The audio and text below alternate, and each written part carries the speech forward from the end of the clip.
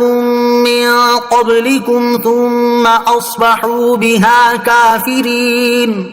ترجمہ: بے شک تم سے پہلے قوم نے ان اشیاء کے بارے میں سوال کیا تھا، پھر اس کا انکار کرنے والے ہو گئے۔ قد سألها قوم من قبلكم، بے شک تم میں سے پہلے قوم نے ان اشیاء کے بارے میں سوال کیا تھا۔ مسلمانوں کو ایک حکم دینے کے بعد سابقہ امتوں کے واقعات سے سمجھایا کہ تم سے پہلی قوموں نے بھی اپنے انبیاء علیہ الصلوۃ والسلام سے بے ضرورت سوالات کیے، اور جب حضرات انبیاء علیہ الصلوۃ والسلام نے احکام بیان فرما دیے تو وہ ان احکام کو بجا نہ لا سکے، تو تم سوالات کرنے ہی سے بچو، کیونکہ اگر تمہیں تمہارے ہر سوال کا جواب دے دیا گیا تو ہو سکتا ہے کہ کسی سوال کا جواب تمہیں برا لگے۔ بے ضرورت سوالات کرنے کی مذمت، احادیث میں بے ضرورت سوالات کرنے کی مذمت بیان کی گئی ہے۔ اس سے متعلق 3 احادیث سماعت کیجیے۔ چنانچہ بخاری شریف کی حدیث حضرت سعد بن ابی وقاص رضی اللہ تعالیٰ عنہ سے روایت ہے، نبی اکرم صلی اللہ تعالیٰ علیہ وسلم نے ارشاد فرمایا، مسلمانوں میں سب سے بڑا مجرم وہ ہے جس نے ایسی چیز کے بارے میں سوال کیا جو حرام نہیں کی گئی تھی لیکن اس کے سوال کرنے کے باعث حرام کر دی گئی۔ نمبر 2، حضرت ابو سالبہ خشنی رضی اللہ تعالیٰ عنہ سے روایت ہے، نبی پاک علیہ الصلوۃ والسلام نے ارشاد فرمایا، اللہ تعالیٰ نے کچھ حدیں مقرر کی ہیں تو ان سے آگے نہ بڑھو، کچھ فرائض لازم فرمائے ہیں تو انہیں ضائع نہ کرو،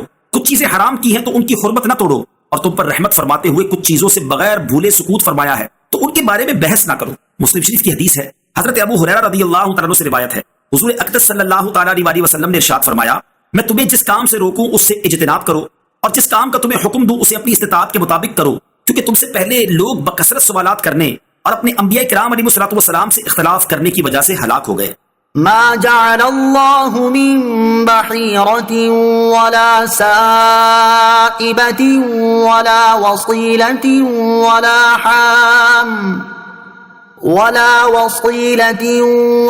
حام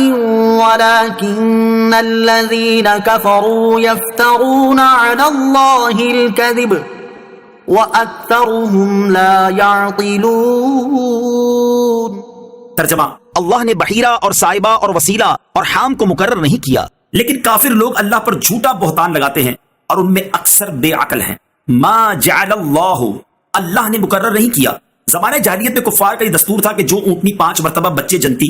اور آخری مرتبہ اس کے نر ہوتا تو اس کا کان چیر دیتے، پھر نہ اس پر سواری کرتے اور نہ اس کو ذبح کرتے اور نہ پانی اور چارے پر سے ہنکاتے، اس کو بحیرہ کہتے۔ اور جب سفر درپیش ہوتا یا کوئی بیمار ہوتا تو یہ نظر کرتے کہ اگر میں سفر سے بخیریت واپس آؤں یا تندرست ہو جاؤں تو میری اونٹنی سائبہ ہے، اور اس اونٹنی سے بھی نفع اٹھانا بحیرہ کی طرح حرام جانتے اور اس کو آزاد چھوڑ دیتے۔ اور بکری جب 7 مرتبہ بچے جن دیتی تو اگر 7واں بچہ نر ہوتا تو اس کو مرد کھاتے، اور اگر مادہ ہوتا تو بکریوں میں چھوڑ دیتے۔ ایسے ہی اگر نر مادہ دونوں ہوتے تو کہتے کہ یہ اپنے بھائی سے مل گئی، اس کو وسیلہ کہتے ہیں۔ اور جب نر اونٹ سے 10 مرتبہ اونٹنی کو گھابن کروا لیا جاتا تو اس کو چھوڑ دیتے، نہ اس پر سواری کرتے، نہ اس سے کام لیتے اور نہ اس کو چارے پانی سے روکتے، اس کو الحامی کہتے۔ بخاری اور مسلم کی حدیث میں ہے کہ بحیرہ وہ ہے جس کا دودھ بتوں کے لیے روکتے تھے، کوئی اس جانور کا دودھ نہ نکالتا، اور سائبہ وہ ہے جس کو اپنے بتوں کے لیے چھوڑ دیتے تھے، کوئی ان سے کام نہ لیتا۔ یہ رسمیں زمانہ جاہلیت سے ابتدائے عہد اسلام تک چلی آ رہی تھی۔ اس آیت میں ان کو باطل کیا گیا اور فرمایا کہ یہ اللہ عز و جل نے مقرر نہیں کیے، بلکہ کفار اللہ عز و جل پر جھوٹ باندھتے ہیں، کیونکہ اللہ تعالیٰ نے ان جانوروں کو حرام نہیں کیا، اس کی طرف اس کی نسبت غلط ہے۔ یہ لوگ بے وقوف ہیں